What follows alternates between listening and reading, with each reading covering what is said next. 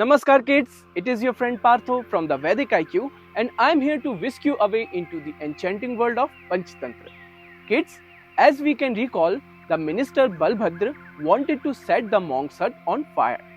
Could you recall why did the minister want to burn the monk's hut? Is it because A. He hated the monk, B. According to him, the fire would burn the monk's earthly body and the monk will return in his heavenly body? Or C. The monk wanted to overthrow the king and rule the kingdom? Alright kids, time to choose your answer. The correct answer is B. Balbhadra said that the fire would burn the earthly body of the monk and when he would return from the heaven, he will appear before the king in his heavenly body.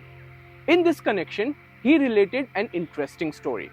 So, let us dive into today's tale of the girl who married a snake.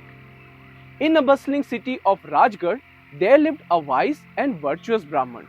His name was Dev Sharma. Kids, we also heard the mention of the same name in one of the previous stories. So tell me, in which earlier story did we come across another sage named Dev Sharma? Is it A, the story of the blue jackal, B, the story of the crane and the crab, or C, the story of the sage and the jackal? Kids, let us see how much you can recall. The correct answer is C, the story of the sage and the jackal. Alright, so the Brahman and his wife lived happily in a small hut in the city. Despite their harmonious life, Dev Sharma and his wife had a big sorrow. They did not have any children. Every time they heard the joyous laughter of their neighbors' children, it served as a painful reminder of their own empty home. One day, Dev Sharma, with all the love in his heart, turned to his wife to console her. He shared a remarkable revelation with her. He said, "My dear wife, do not grieve any longer. Listen closely to what I have to tell you. While I was performing rituals to seek the blessings of a child, a mysterious voice, seemingly from the heaven, spoke to me. It proclaimed, 'O Brahman, listen well. You shall be blessed with a son unlike any other. Your son will have unparalleled beauty, virtue and fortune.'" Upon hearing these words from her husband, the heart of the Brahman's wife soared with boundless joy. She fervently prayed for this divine prophecy to come true. And then her prayers were answered. Soon she conceived a child. However, when the time came for her to give birth, a miracle occurred. Something inexplicable. Instead of the child they had anticipated, the lady delivered a snake. Yes, you heard that right. A snake. Despite the shock and the advice of her friends who urged her to abandon this unusual offspring, the lady held the snake in her loving arms. She bathed the serpent and placed it in a spacious, clean chest. There, she nourished it with tender care, feeding it milk, butter, and other fine foods. With each passing day, the snake grew. Time passed and the years went by. One day, the lady heard the news of the marriage of the neighbor's son. Overwhelmed with emotions, she turned to her husband. With tears streaming down her face, she spoke, "Dear husband, I always feel that you hold me in contempt. You have made no efforts to arrange a marriage for our beloved son." Dev Sharma, understanding his wife's anguish, replied, "My dear lady, what are you saying? The marriage of our son? How is that even possible? Do you expect me to go to the king of serpents, Lord Vasuki, to ask for a solution? Who in their right mind would offer their daughter's hand to a snake?" These words left the Brahman lady utterly heartbroken.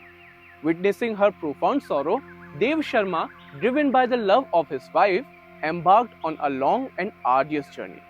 He gathered provisions for his travels and ventured far, seeking a suitable bride for their son. One evening, while traveling, the Brahman passed through a city. Here, he had the privilege of staying with a friend who welcomed him with open arms and genuine hospitality. Now kids, speaking of hospitality, which Sanskrit phrase teaches us that we should treat our guests with utmost hospitality? A. Atithi Devo Bhava, B. Vasudhaiva Kutumbakam, or C. Sarve Bhavantu Sukhina. Kids, which one do you think is the correct answer? The correct answer is A. Atithi Devo Bhava. which literally means the guest is God.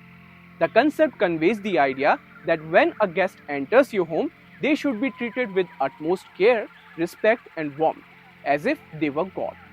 This is the very basis of Indian hospitality. Anyway, back to the story. After a night of rest and comfort, the host inquired Dev Sharma about his purpose of the journey. Dev Sharma said, "My friend, I have a son. I am looking for a girl for him to get married to." His host, learning of his quest, had a heartfelt response. "My dear friend, I have a daughter of extraordinary beauty. Please accept my daughter as your son's bride." Deva Sharma, grateful for this unexpected offer, accepted the proposal. He then returned home with the beautiful maiden. Along with the girl was a convoy of her kinsfolk. When the people in the town saw the incredibly beautiful girl, they were all mesmerized. The girl was as lovely as the pearls that shine under the moonlight and had many wonderful qualities. The people questioned her family, wondering why they would consider marrying such a precious girl to a snake. "A snake?" one of the older relatives of the girl exclaimed in shock. "That's right, the son of the Brahman is not a human, but a snake," she was told. This made the girl's kinsfolk very worried. They started saying that maybe they should take her far away from the boy who seemed to have some kind of bad spirit in him. Upon hearing this, the girl said, "Please keep quiet. I have heard enough. It is said that a maiden is given in marriage only once. Just like a king's words and a saint's curse, it cannot be changed." She added that once something is meant to happen, it will, and even the gods cannot change it. In this regard, she mentioned Indra's parrot. This made everyone very curious, and then the girl told the story of death and the little parrot. Kids, we will see this story in our next episode.